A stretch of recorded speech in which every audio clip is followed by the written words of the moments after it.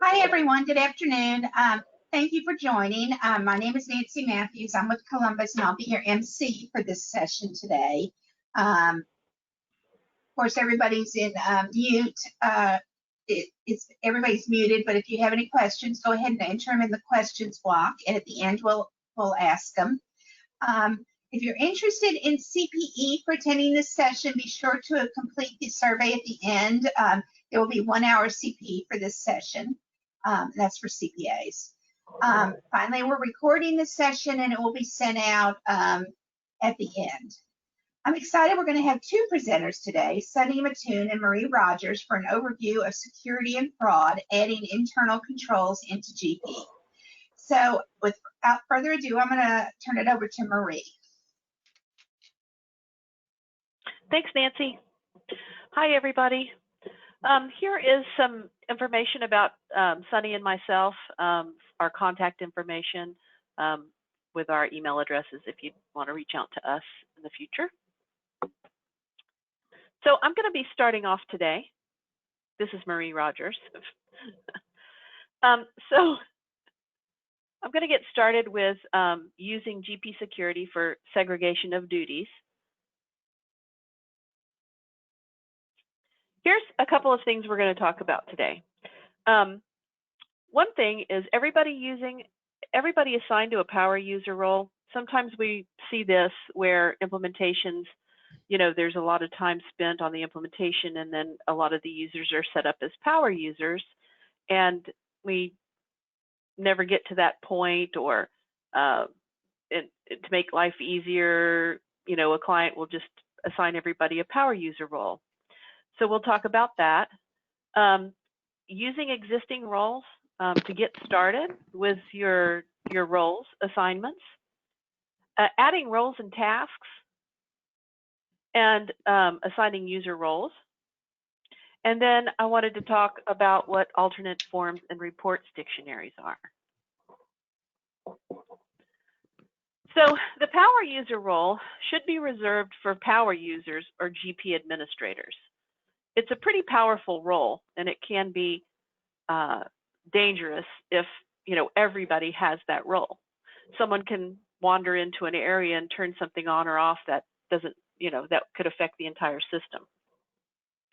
It has access to everything except adding a new user, like the SA password would be. So it's somewhat dangerous, like I said before. It accesses system and company setup, and very few people should have this role.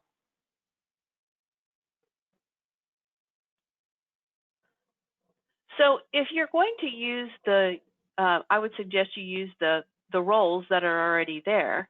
And if you go to the administration setup system user security, and you pull up, in this particular case, I made a sample user. And what you'll see here is there's a lot of roles here with asterisks behind them. And these are predefined roles that basically come with Great Plains. So there's some that would be added if you're going to be using analytical accounting. Some other, like if you have third parties, they usually have their roles built in. Like in this case, there's a smart list builder. If you have fixed assets turned on, some of the other modules, there's different roles for them. So I recommend you kind of start with a role that's already predefined. So say if you had an AP clerk role that you wanted to start with, you could use that as kind of a template.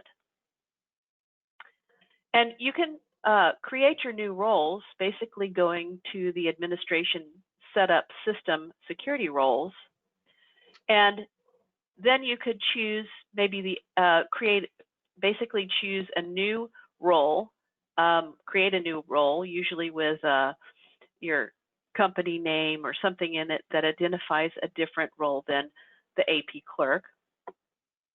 And then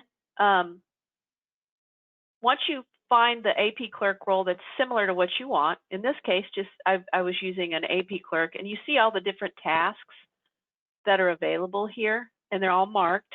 So you can review all of those types of tasks and decide whether this is something that you want to use. Then create a new role and copy this role over with the copy feature and create a new role. Basically, it would start out with all of the tasks that you have assigned in this AP clerk role, and then you can add and take away the different tasks.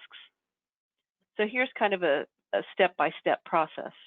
So you found your role that you want to use.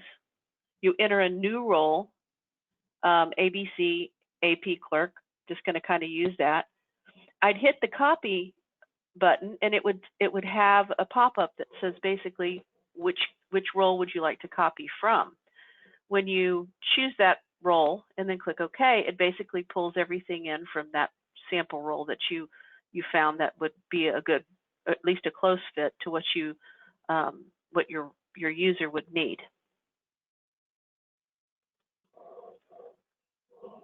When you look at the tasks here, you'll see all of the available tasks and the ones that were assigned. So when you're looking at these tasks, you can see that they're broken down by, they all start with admin or they all start with card. In this case, it's admin underscore. If it was master records, you'd see card underscore. If it was related to payroll or employees, it would be EMP underscore. If it was inquiry, it would start with INQ. The reports, RPT and TRX. So you can kind of look through here and read the descriptions and determine which ones might suit the role. If you also want to just see the ones that you have assigned, you can use this display selected items, and this will show you what is selected for each one of these types. So if you open up a task and you choose the product, which is Microsoft Dynamics GP, if you were working with a third party, you would choose that product. You would choose which window, whether it's Windows or Reports. Then you would choose your series. And then you can mark this box and it'll show you the different things that are assigned to that task. So when you're drilling into a role, you can see the tasks and what the actual operation is happening. So you can double click on this and it'll bring you to the window. Now, if you see something in this task that is usually related to specifically this task, if you see something that's not marked, it could actually be marked in another task. So the tasks are set up specifically, for certain tasks. So you might not see reports in here because this is a transaction financial task. So you wouldn't see reports in here at marked, but it would be in another task.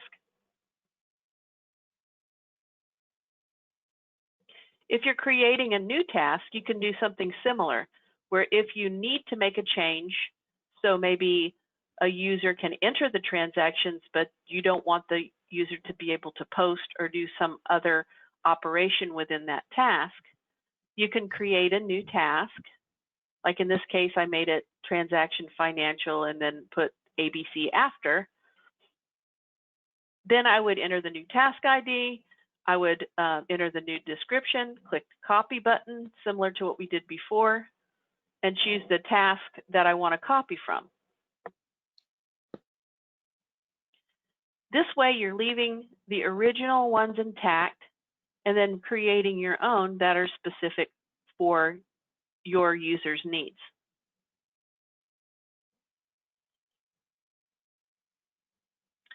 Now, when you're looking at a security role or a security setup for a user, you'll see that they're assigned an alternate forms and reports option. So what that means is that the user, basically it's required for every single user, and it would be all of the standard reports that are assigned in Great Plains. So usually what you'll see is default. default user. So that one is basically everything straight out of GP. You know, you'd have access to all the windows and all the reports that are available. Now, if you go and modify a report using Report Writer, you would have then a modified report. So once you've gone in and maybe you've added, you know, some information or another field using Report Writer, that report then becomes a modified report. So in order for you to be able to see the modified report, you would go into your default user setup and you would change the option for, in this particular case, I have a purchase order blank form. You would just change that to the modified one. So then the users that are assigned to this default user role for their alternate forms and reports, not role, I'm sorry, that ID would be able to see the modified purchase order rather than the default one. Sometimes you can set it up to where different users might want to see different reports. So one person might want to use the standard PO and someone might want to use the modified PO. So you can kind of set that up, creating a new alternate and forms reports, let's say dictionary or option. You can do the same thing. You can copy that, create a new one, and make specific changes for that one. So it gives you a really good foundation to start with.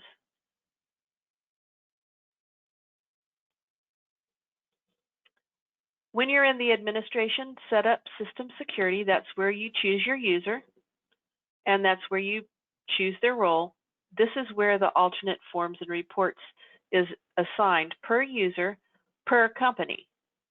So in one company, you may have option, you might have access to the modified one with your alternate forms. So you might be using that one in Fabricam, and then another company, you might have another different report option. But like I said, it gives you a good foundation to begin and start building your roles. One of the things that I would suggest is to create a test user role and create that test user and assign that test user the access to the role that you created and an alternate forms and reports ID here, and then log in as that user. That's a good way to test your user ID that you set up and make sure that it has access to the things you need it to and not access to the things that you don't need it to. Another way to reduce your fraud risks is use the workflow that's in GP already.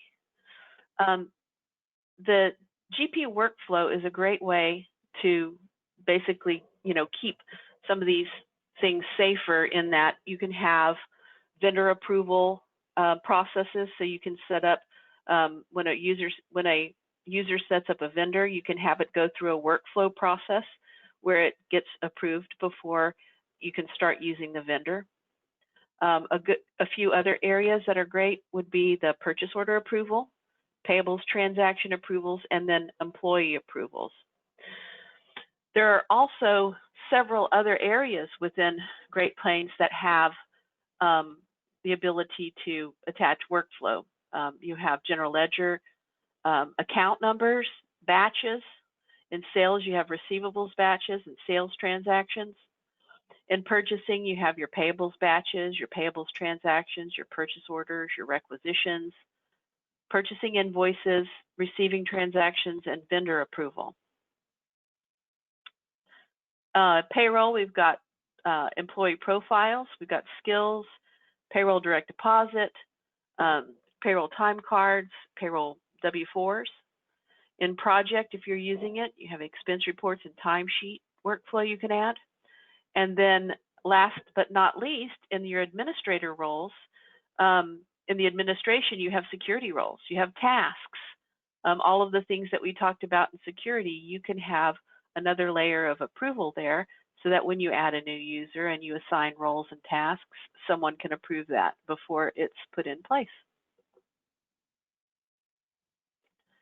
A couple of things that you might need to know is that with workflow, in order to use it or implement it, your organization needs to be on GP 2013 R2 or higher.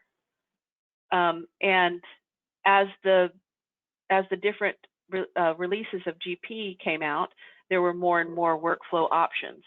So the options I just showed you are available in version GP 2018. The other requirement is that all the users must be on the same Active Directory domain. And then you would want to use Office 365 or Microsoft Exchange for your email delivery system. I did a blog a while back about that, so if you wanted to check it out, you can kind of go through that. There are two ways of using the workflows in your organization. You can set it up to where you have an approver go through the workflow will go through an approval process, and the approver would have to go into Great Plains to approve the record, basically a master record or a transaction. The other option is you can enable the email actions where an approver outside of Great Plains could approve the transaction or master record via email, which is great for people that are not GP users. There's a couple of different ways to set it up, and this is kind of an example of ways to use the two options. The first section is the one that the users would approve via Great Plains, and the second option is what would need to be set up so that the approvers can approve it via email. I would recommend setting up an email address, and that would be basically having emails come from GP Workflow, so it gives the approver and someone a cue that it's a workflow approval that needs to be done.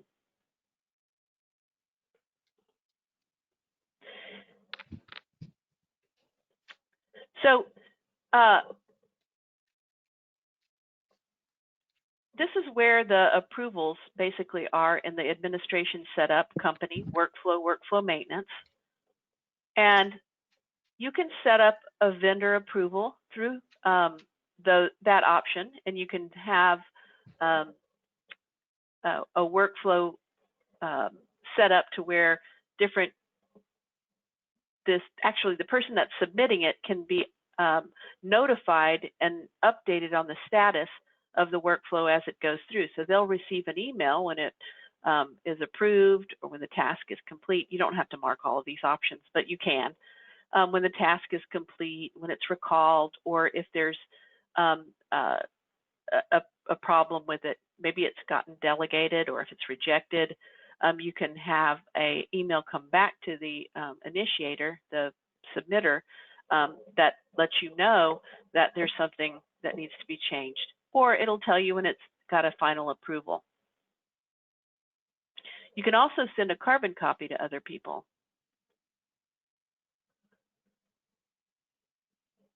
So basically, in this particular case, here's a sample of the conditions. So in this case, it would be something like you can have this being something that's always required and just have one step, or it can go to more than one person and you can set up particular conditions. So say maybe this vendor is in this class, and in that case, it goes to somebody different. Or you can set it up to where it always goes to one or two approvers when a vendor is set up. You can also give time limits and send reminder emails. It uses a calendar that helps the system determine if 8 hours is a work day versus the weekend. So there's a calendar related to it, and you can put in your days of operation and the times of operation, so that when you submit a workflow and it has 8 hours and you do it on Friday, it's not already expired or past due by the time the approver gets back in. And then it'll send an email message out with the approval.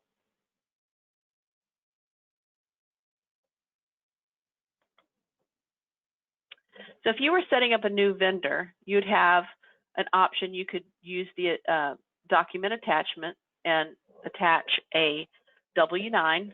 That way you would have that attached to the the master record. Then you could submit it.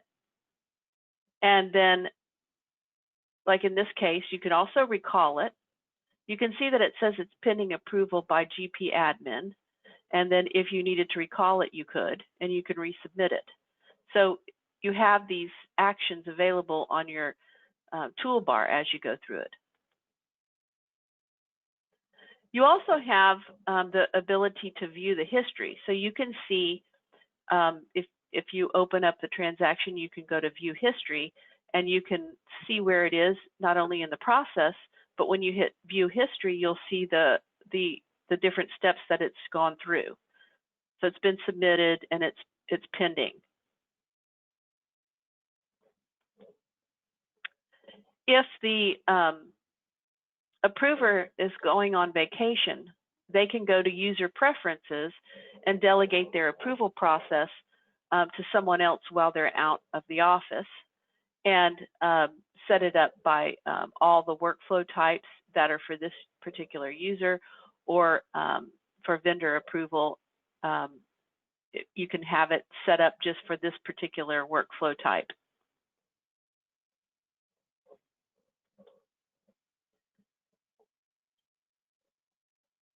So there's also another way in the later version of GP 2018.2 where you can, as an administrator, go in and edit a workflow approval. So say, for instance, someone did go on vacation, but they forgot to delegate their tasks, or it was a unplanned out of the office situation where they might have had an emergency or couldn't come to work, or they were sick. Then an administrator can go in and change the option to have it delegate to someone else. So they can choose the workflow task, pull up the task and assign it, see where it's currently assigned, and then delegate it to someone else. So that's one way to manage it, if the user is not able to do it. So in conclusion, using GP Security along with the workflow functionality, you can add some options into GP to help with fraud and other situations where you might be at risk. Now I'm going to go ahead and pass the baton over to Sunny, and we will go from there. Let me see if I can do that smoothly.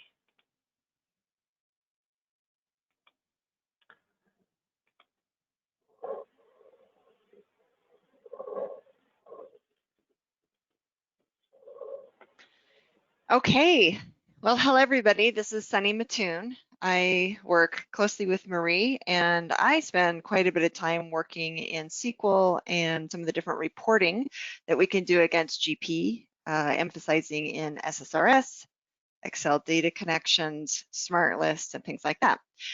So what I'm going to talk about today is how we can use GP and some of the tools that SQL Server gives you to monitor the changes that are going on within GP. So the first thing I want to talk about is what kinds of changes do you need to monitor? So what kind of changes matter? We've got a running operation with your ERP. You have daily transactions that are happening all the time. You have new master records getting updated, created, modified, maybe voided or inactivated. All that change can add up to a lot of data. And the key is to identify which changes are worth monitoring. So the first step is to identify what might be a yellow or red flag activity. It doesn't mean that it is indicating fraud, but it is a sign that something's changing and you want that to be in front of somebody so that they can see it and approve it and be aware of it. Some examples of yellow and red flag activities might be voided transactions or deleted transactions.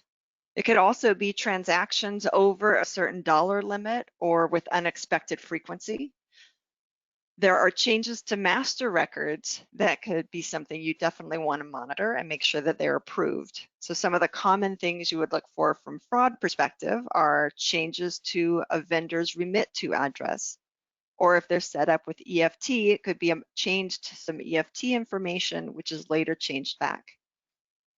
Another common example would be customer ship to addresses on sales transactions, employee changes such as the ACH information. Essentially, anytime you have money or product leaving your building, it would be something you'd want to keep an eye on. So once you've identified what the activities are that you want to monitor, then we need to decide what is the method of monitoring. And there are lots of things that are available to you. You have the smart list with reminders that you can have pop up for you within GP. You have on-demand monitoring, which is something I like to think of where you reach out to run a report before you do an event or put in a date range to see what sorts of things may have happened or what kind of information you're pulling into that report. You also have the capability to set up automated emails, which is more of a push sort of notification. And we'll look at some of the examples you have there. And then once you've decided what's the appropriate method, then you would want to think about the frequency. Is this something that we would just do once a month at the end of the period? Is it something that you would want to do right before you start another activity, such as cutting checks? Or is it something that you want the system to be monitoring for constantly behind the scenes and then informing you if there's ever an issue?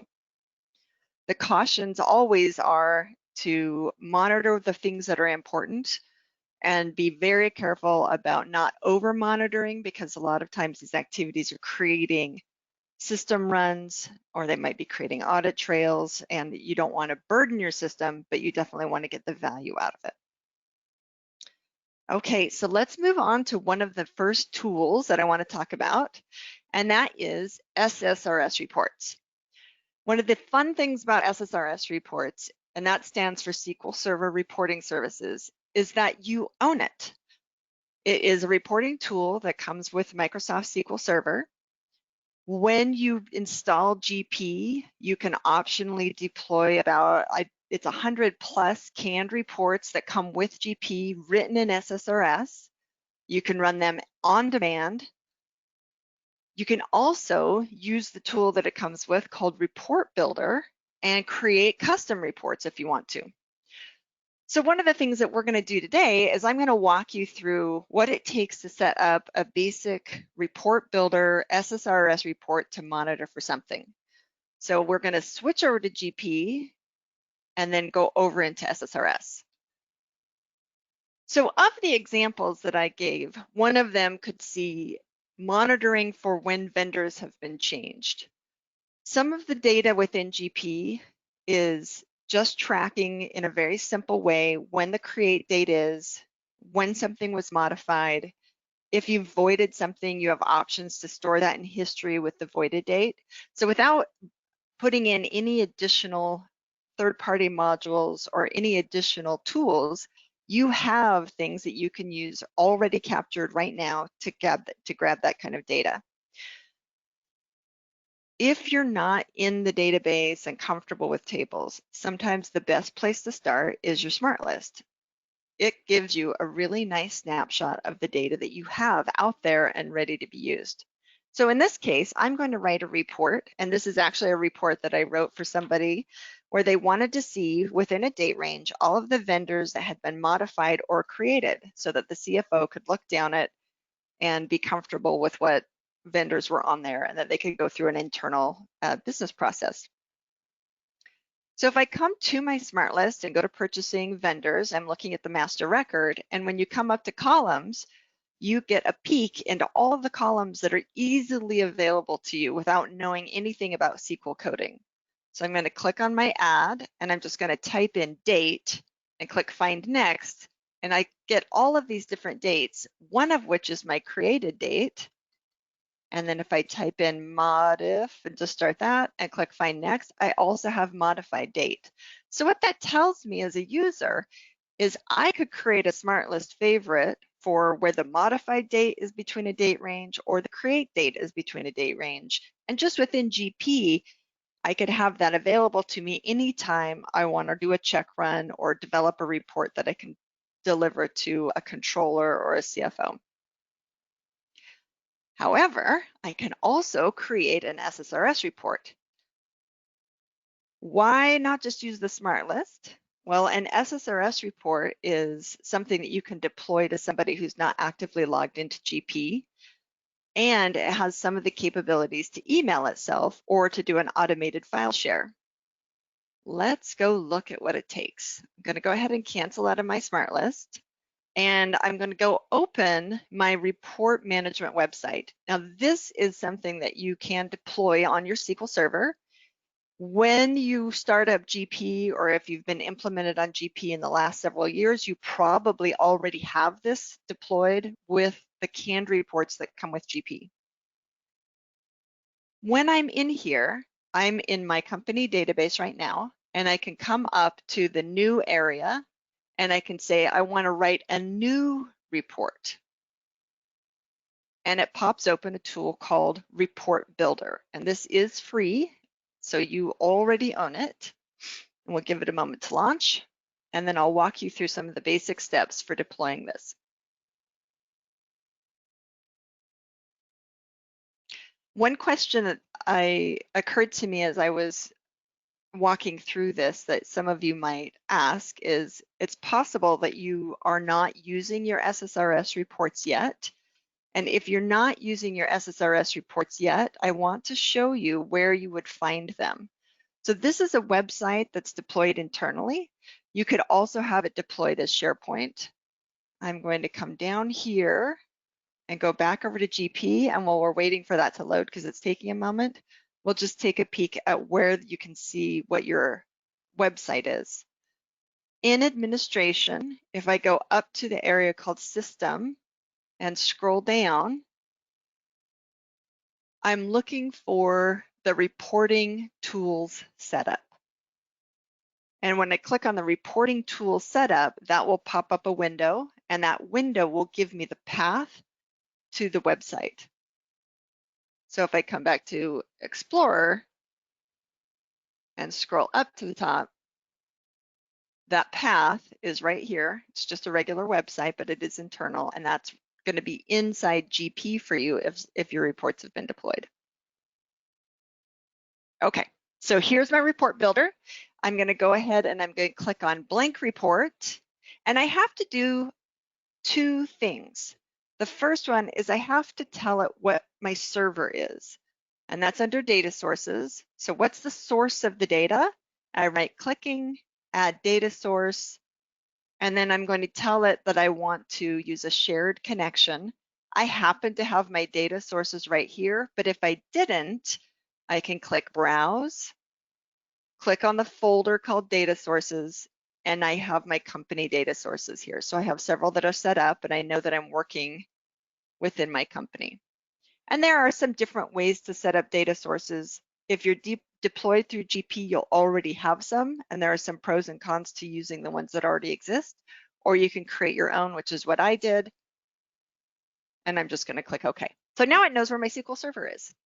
The next thing is I need to tell it what's the kind of data. So if you think about your smart list, that is the data that you want to pull in. That's the table combination of data. So the fun, easy thing about the smart lists is if you're dealing with a smart list that came with GP, all this data has already been put together for you with a friendly name that's the same name as the smart list. So if I'm looking to make a SQL report on purchase orders, there is a thing called a SQL view already written for me called purchase orders. And since I know I found the data in the one called vendors, I'm just going to go find the SQL view called vendors, and my data will already be there ready for me. I don't have to do any linking or joining or coding. I just have to find the thing called vendors. So back over to Report Builder. I'm going to tell it what set of data we want to look at. I'll right click. I'm going to add a new one. I'm just going to name it vendors. And then I'm going to tell it it's going to be embedded in my report. I want you to use the data source that I just created. And then I'm going to come down here to the bottom where it says Query Designer. So this is kind of the friendly way of looking at the data. So it's reaching out. It has found my SQL Server. And then I can go to the tables if I know the tables, but I don't. I do know that it's a smart list. And so I'm going to go to the views and expand them. I'm scrolling down and you'll recognize that there are some in here that are canned and built with different functionality for different reports. And then there are the ones that represent your smart list. So I'm just looking for the word vendors. And when I find vendors, I'm going to expand it to pick the fields that I'm interested in looking at. So I'll come down here, vendors. I'm going to hit the plus sign to see all of the fields. And I want to see vendor ID, vendor name.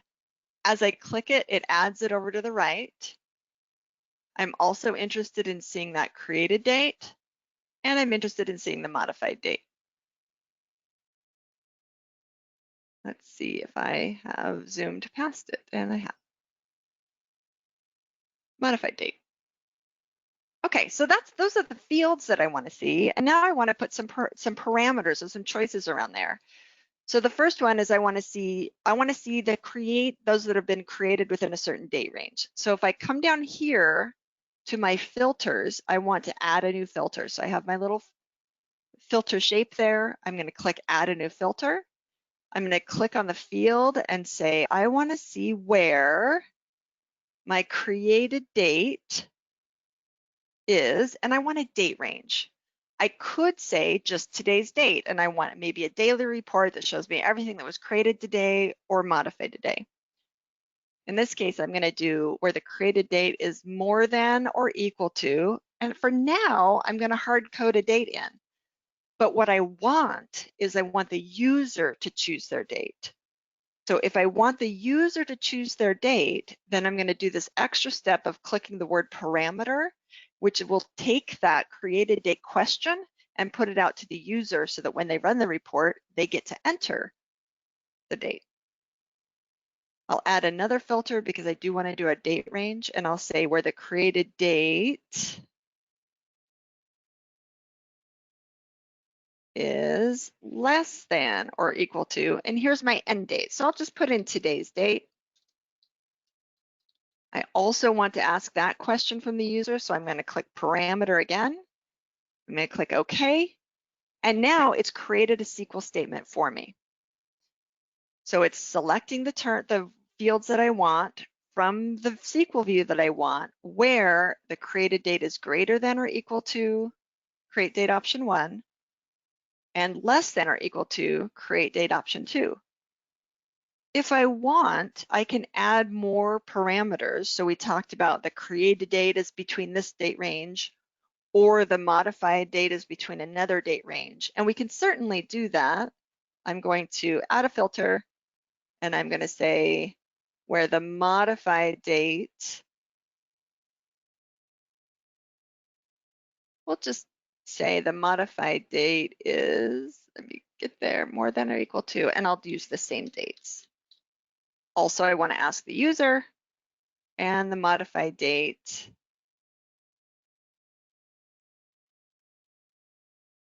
is less than.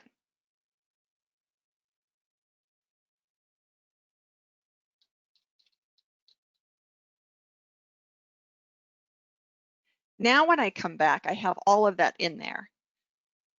Now, I might not have something that's been both created and modified on the date. So here's where you do need to, if you want to have it look for more than one thing in kind of an either or scenario, then there is a little bit of almost a formula in here where I would put in parentheses. So I would say where, open parentheses, the created date is greater than the created date is within my date range, and I'll close parentheses. And then I'm going to change this and to an or, the modified date is within this date range. And when I click OK, it's going to know to ask me that question, and it's going to bring the data back. And now all I have to do is put the data in a way that I can look at it. So I'll come up to Insert, I'll go to Table, and we're just going to use the Table Wizard so that we don't have to do anything fancy. I'm choosing Vendor, Next, and then I just drag my fields on Vendor ID, Vendor Name, Create Date, Modified Date. Next, Next, Finish. Now, once I have this kind of data, I can go in and format it. So if I wanted to click on Create Date and change it to some formatting, I want to bold or shrink or widen the fields. You've got lots of different options that are available to you, just like you would in Excel or any other tool. But let's just jump over and see what it looks like. If I click Run, I'm going to see some questions that will pop up and ask me what the dates are. Now, since I'm writing this on the fly, it's taking a moment, and you can see that it's hard coding my dates in, and the wording isn't very friendly, but I have my data.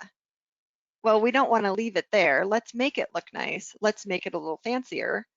I'll click back to my Design tab, and those questions are up here under Parameters. So if I just expand that out, I can right-click on the first one and go into Parameter Properties, and then I can put in whatever I want the user to see. So I could say Select Start Date for the created, and click OK, and do the same thing for the next one. Select End Date for created. So just by doing that, and I won't do all of them, but by going in and editing those parameters, the next time I click Run, then what the users see is a much friendlier, intuitive interface, and this creates a really nice on-demand report for them that they can run with any date range they want and see the kind of data that's important to you.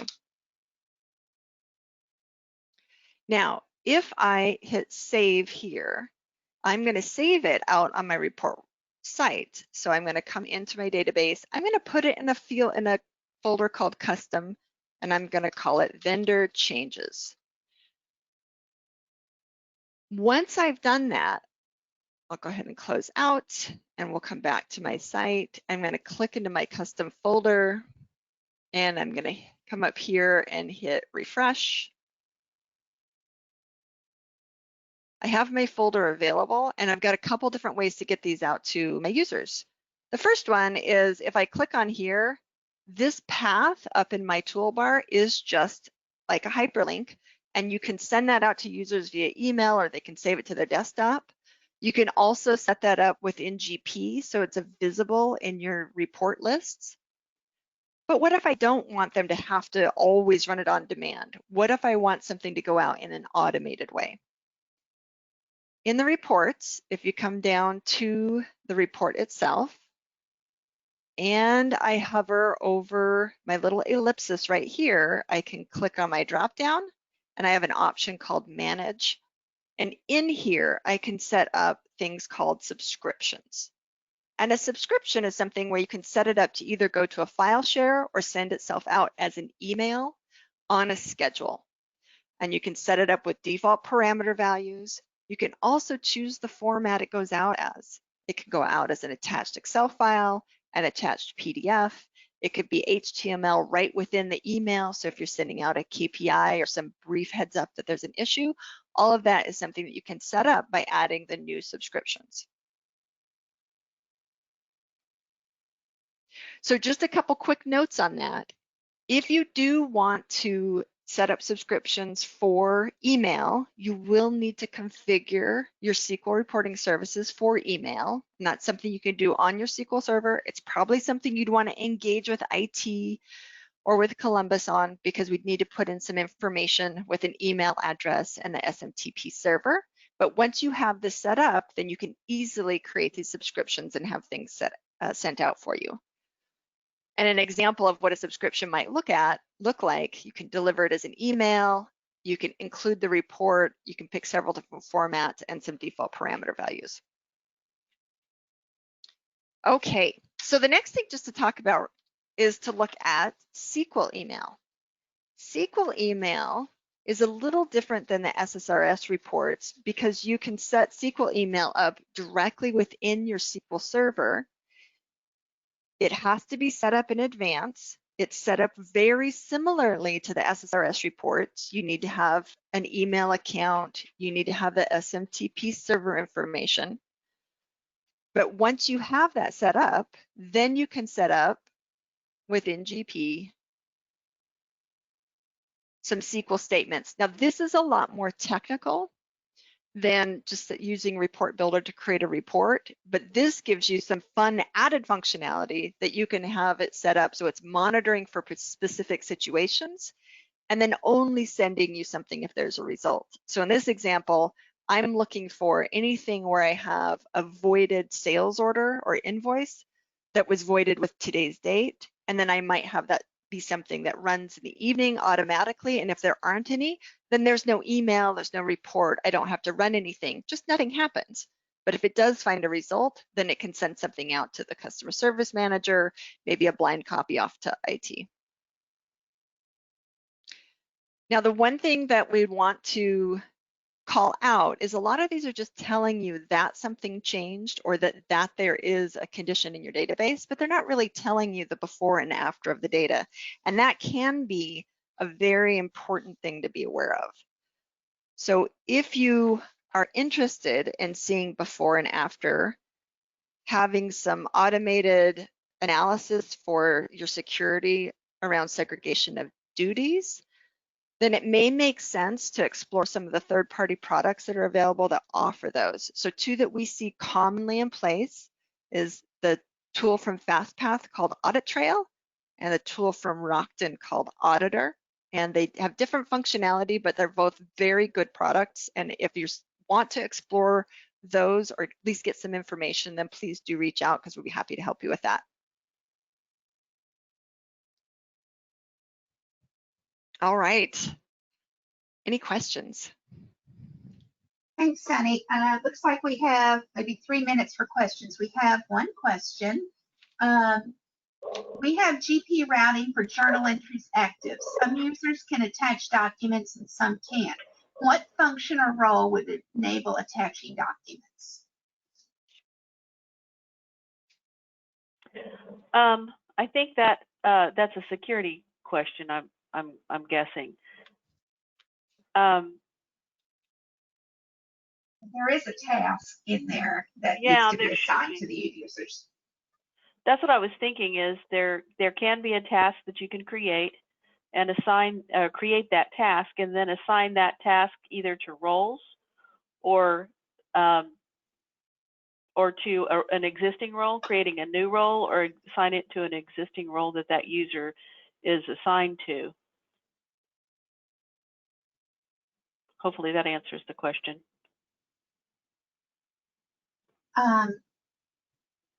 One quick question. I think we have SSRS reports, but we can't use those reports yet. How do I find our website?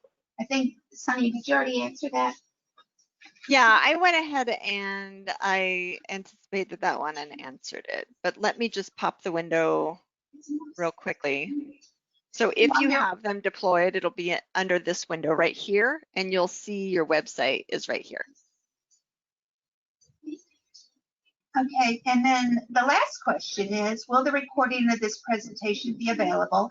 And I've been told that later this afternoon, all presentations that you attended will be emailed to you. And if they're not, let us know and we will get them to you. I think that's it. So that gives you 10 minutes until the final session of the day. Thank you to everybody attending. Thank you, Sunny. Thank you, Marie. And go ahead and fill out your questionnaire. And if you need CPE, check that box and we'll get you the certificate. Thank you.